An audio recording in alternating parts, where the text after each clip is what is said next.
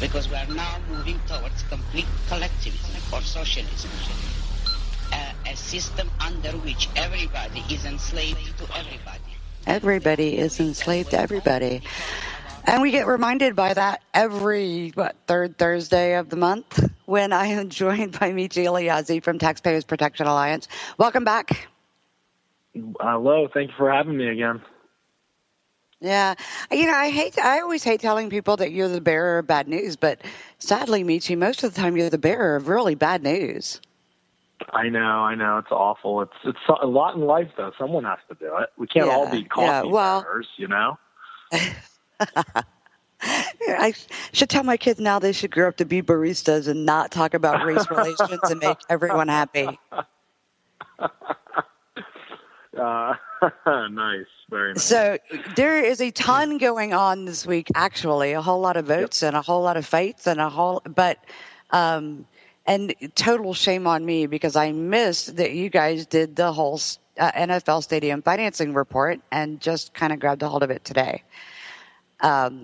So go ahead, lay it on us. Like, how much is this really absurd invasion of my wallet costing taxpayers? So we did a report, Taxpayers Protection Alliance, heavily done by President David Williams, and we had some great work from our senior fellow, Drew Johnson, on this. And the report essentially looks at over the last 20 or so years, and we look at there's 32 NFL teams. Of the 31 that received public subsidies, over that period of time, it's $7 billion. There was $7 billion subsidized, and actually 29 of 31 got $7 billion over 20 years. And it's different ways because sometimes the people vote on, like in Tampa Bay, where I'm from, there was a vote to do that. 194 million went to the Raymond James Stadium. But then in Minnesota, where you had the Vikings get their new stadium, that was a stadium that cost taxpayers upwards of $400 million, and that wasn't voted on. The biggest culprit was Indianapolis, and the Colts Stadium cost $619 million, and that was the cost of taxpayers. So there's a lot of culprits here. Jerry Jones, Cowboys, I'm a huge Cowboys fan. Sorry to hear that. $500 million. Yeah, a lot of people are. Even my boss, he's a big Eagles fan. Does Patriots. Patriots got about $74 million. And, theirs was infrastructure costs. And there is an argument that some say, well, that's not the stadium. But really it is, because if a team is not building the stadium, if an owner is not building the stadium, then those infrastructure costs aren't going to be outlined, and nobody's going to be paying for that. And that's what happened here in Washington, D.C., because it's not just football, it's other stadiums too. The NFL or MLB, Nat Stadium, $700 million for taxpayers, including $87 million in federal money, not even D.C., federal money from the stimulus to redo infrastructure around a couple of metro areas here. So everybody's paying the pockets of the owners. It's a lot of corporate welfare. Look, basketball. Governor Walker made that deal recently, and there was a lot of criticism on that, $250 million from taxpayers, and that was NBA. So the gist of the report is, when you look at all the money that's spent, what do you get out of it? And you find that, unfortunately, in the case of 60% of the areas where the subsidies went, the poverty rate went up over the last 20 years, and the household median income went down. And that's really the biggest stat. Well, and so, me being who I am, first off, that amount of money is incredible. That's an insane amount of money. But let's talk about what happens when you put something like this up. I mean, everybody thinks it's going to be this great draw for revenue. Whatever, tourism, new businesses, whatever. But as somebody who has attended a couple of games at a couple of big stadiums, what you find, and I'm going to use like St. Louis as a great example, when Louisville, Kentucky did the same thing when they put in the Papa John's Stadium and redid it. What happens is those areas they turn into industrial wastelands. Nobody wants to live near them. Traffic is a nightmare. Opening a business requires special permits in the area. And it's only certain kind of businesses want to be in the area because they do have to deal with the traffic nightmares and the congestion and things like that.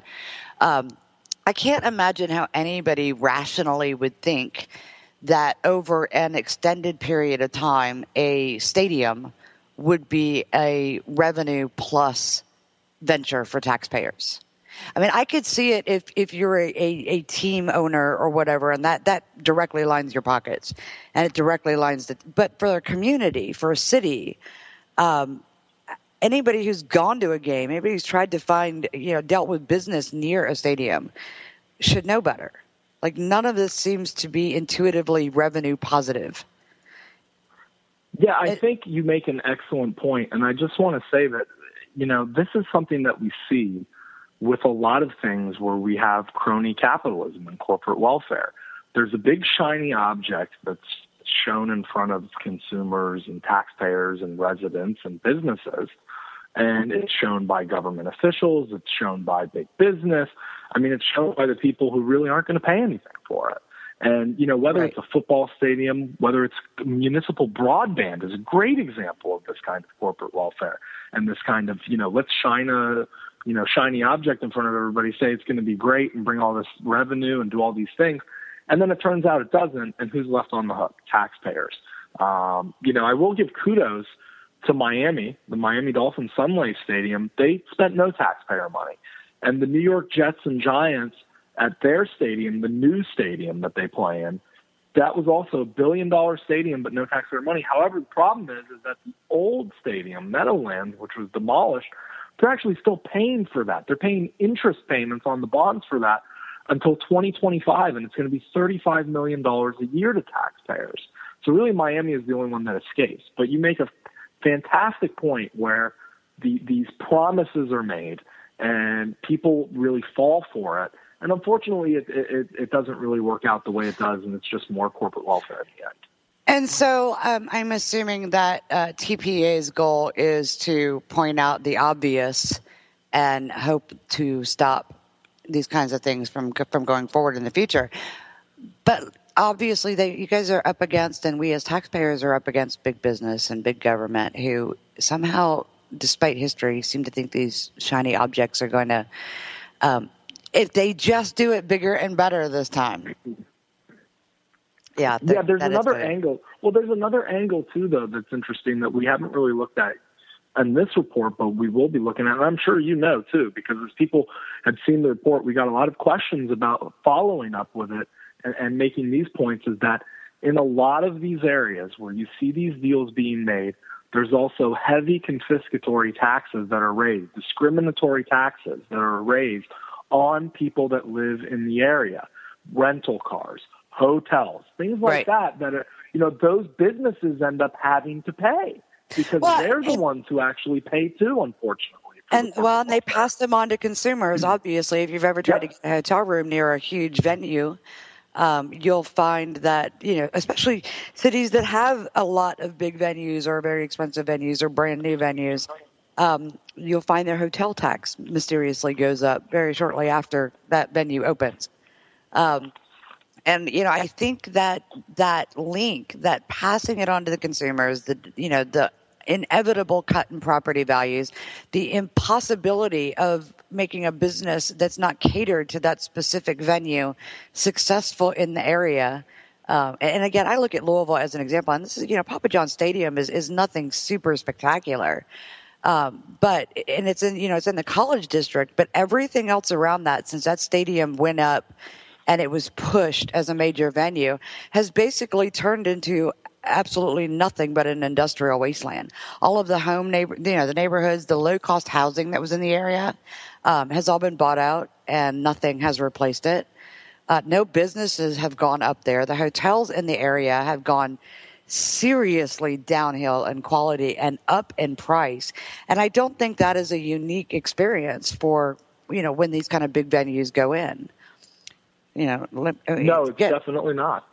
forget the bill that you guys are going to see. This changes the landscape of a community forever, basically, in not good ways. Let's talk about something else. Actually, you brought up broadband.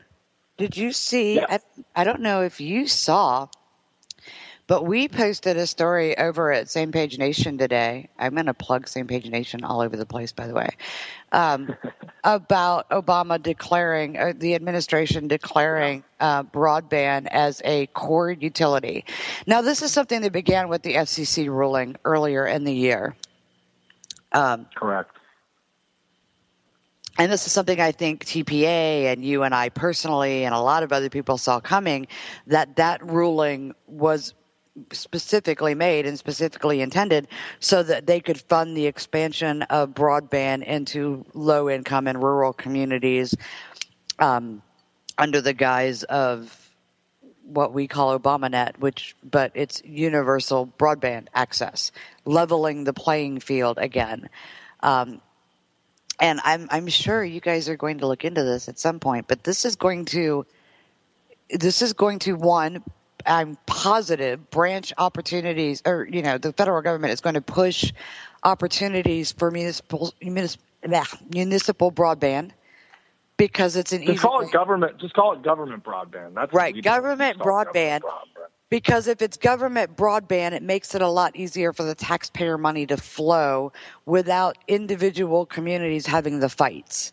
And listen, I have said this, and I'm kind of sick of over being PC, but this was very well planned out. The FCC ruling, the Title II classification, the common utility, which is just English translation for the Title II classification. Yep. By the FCC, makes it so that the federal government doesn't have to deal with taxpayers directly in order to get these things put in place.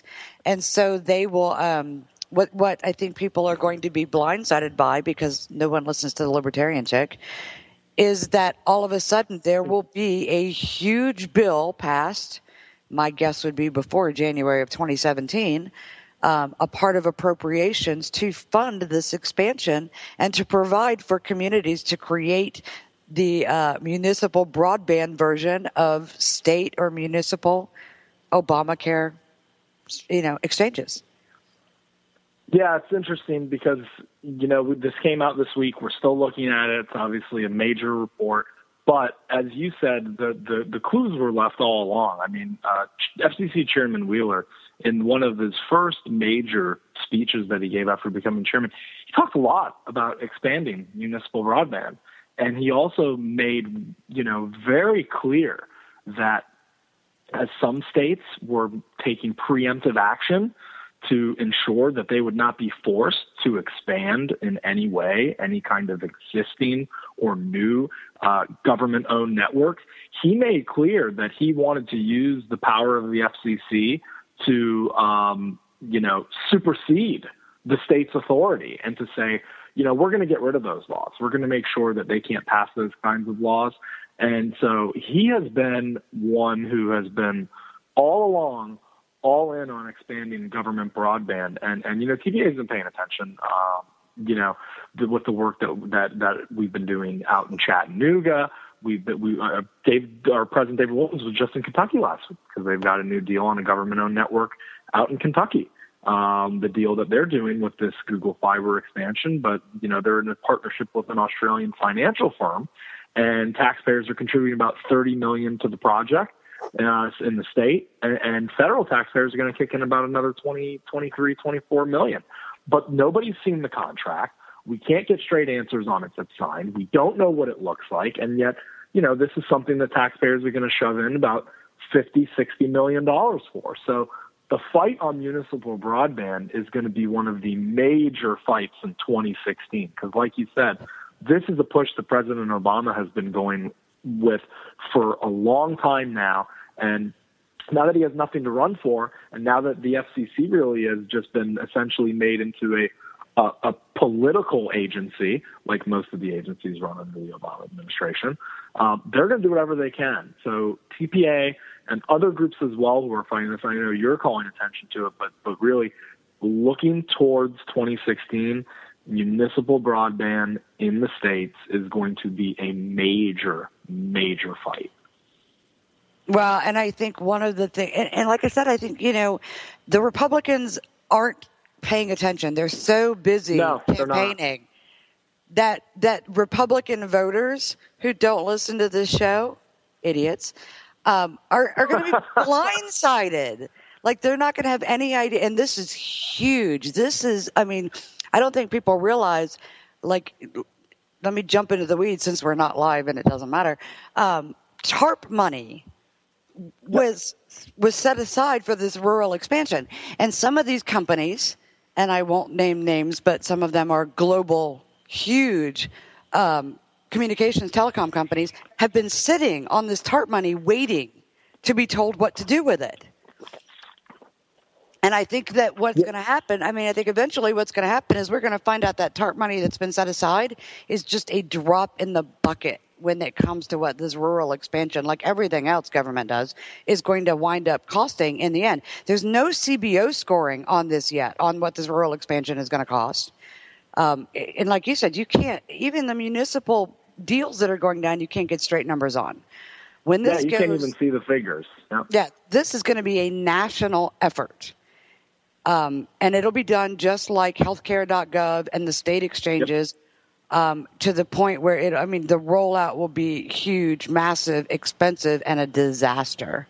And a disaster, absolutely, and a disaster. And I think the other thing to remember is that, excuse me, as anyone talks about this who's on the side of making sure that we're not getting into these investments in government-owned networks, to really bring up the numbers and the figures when we talk about how the private sector has done for internet infrastructure over the last 20 years. Trillions of dollars connecting millions of people, hundreds of millions of people. And they're doing a good job with internet that connects, where you have the government coming in places where you already have competition and you already have prices that are competitive and you already have a product that works. Government comes in, has a crappy product. They don't let anybody compete, and it costs either the same or in some cases more than what people are paying already. So it's much like healthcare. When people talked about Obamacare, people said, get ready, because once Obamacare comes, your healthcare services that you enjoyed, that you liked, that you were paying for, are going to be more expensive, they're going to be tougher to get, and it's going to be at less of a quality. And this is what's going to happen. Yeah, and on top of that, you're going to be subsidized all over the place. Absolutely, and we're going to be subsidizing. Paying for it. Yep, you'll be subsidizing everybody who can't afford it now, so that they can get. They'll apply Obamacare 133% of the poverty line to internet access, and all of a sudden, I don't even know what they're going to call that. What do you call that? Internet-cade? Broadband exactly. And we'll be subsidizing it. And if you like your plan, you can keep it. Actually, one of the biggest things that drives me crazy is you talk about competition. It's not just going to be individual companies that won't be allowed to compete. It'll be services. They're already doing that in the mobile networks.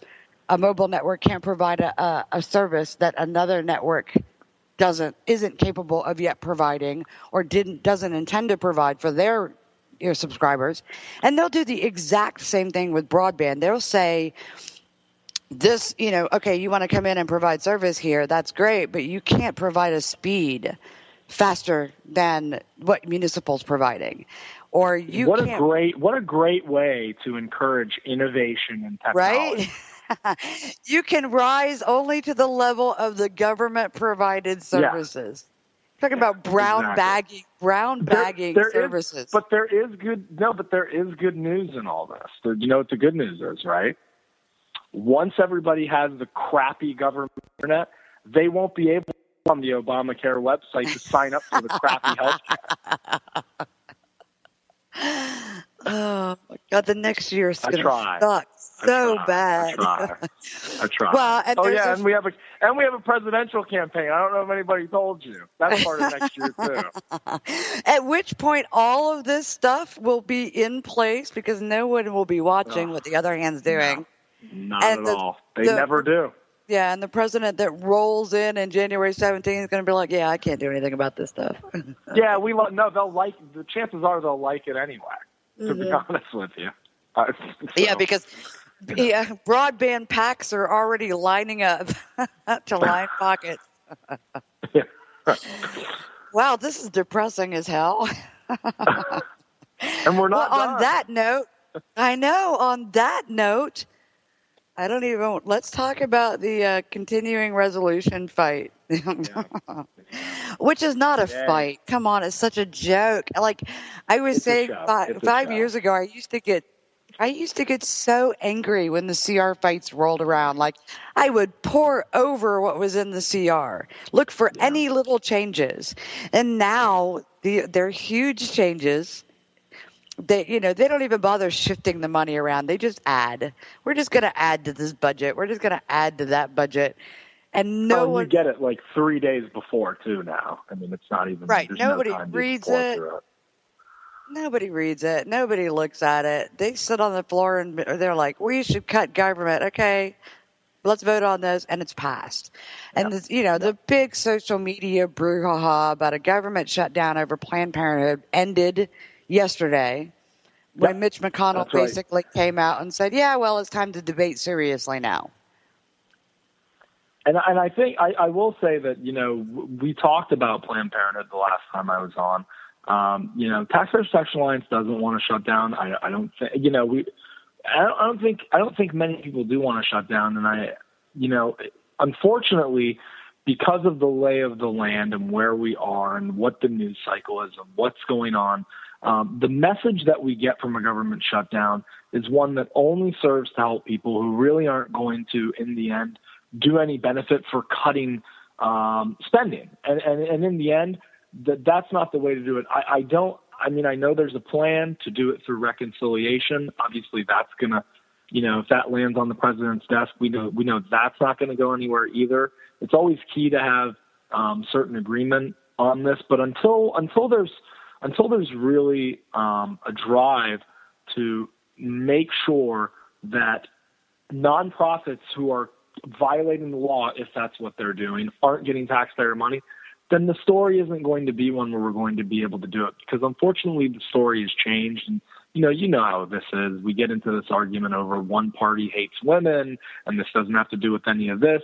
And you can see why leadership just says, you know what, we'd just rather not have that fight. I'm not excusing them, but I'm saying this is, and it's like you said, it's a joke to even have the fight because this is where we always end up anyway. Right. And so anybody who thinks at this point that this is going to go any differently than Ted Cruz throwing a fit and, McConnell ignoring Ted Cruz hasn't been paying attention because that's what's going to happen. And you know what? I said something today, and this is not to get into the presidential politics, because I do want to say there is something important. I don't want us to leave this out.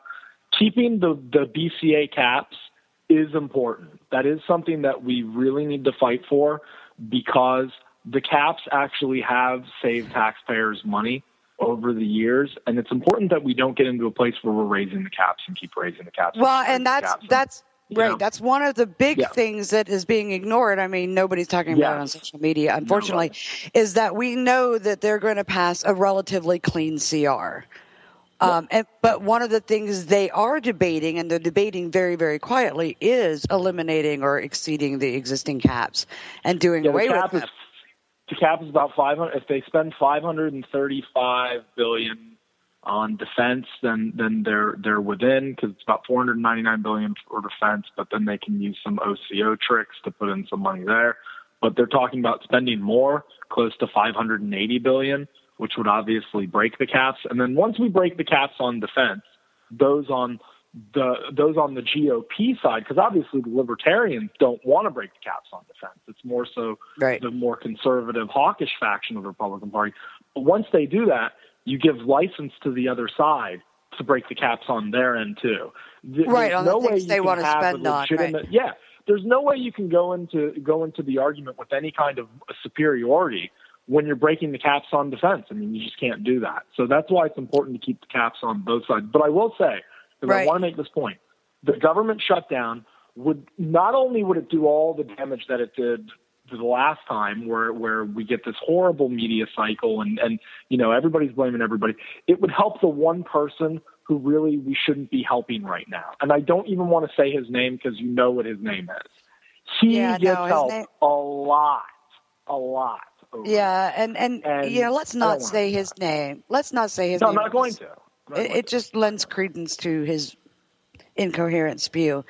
But, I'm not even going to call that. I'm just going to say it's just one less thing for him to talk about, so let's not shut down the government over that. Right. And here's the thing. Normally, I am the first person to yell, shut it down, I don't care. Yep. Like, I'm the first, I'm the loudest yeller about shut it all down. It makes me happy. But in this case, all I want to do, because we know how this is going to end, is just get through the CR. It's going to be a clean CR. But one of the points you bring up about raising military spending, and this, because of the news cycle, because of what's going on, it's going to make it very, very easy for the hawks to say, we need to raise spending, and the Democrats will go along with it, right? They're not going to argue about raising military spending for the reasons you gave, and also because because they'll get their raise, and also because it's an election year, and nobody wants to say we're going to cut the military while most of the news cycle is focused on the atrocities that are going on in the Middle East and the refugee crisis.